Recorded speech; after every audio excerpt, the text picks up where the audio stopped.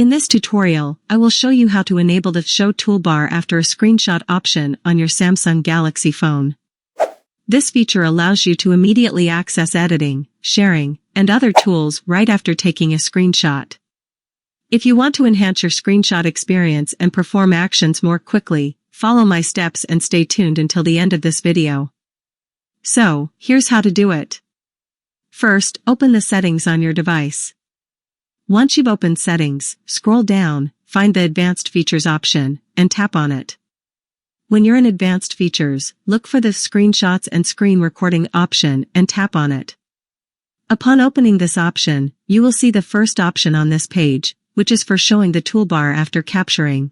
Tap on it.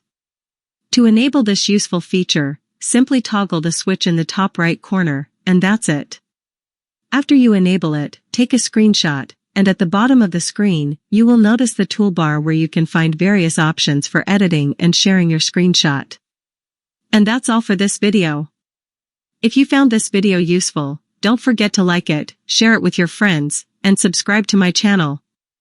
See you very soon in my next video, and thank you so much for watching.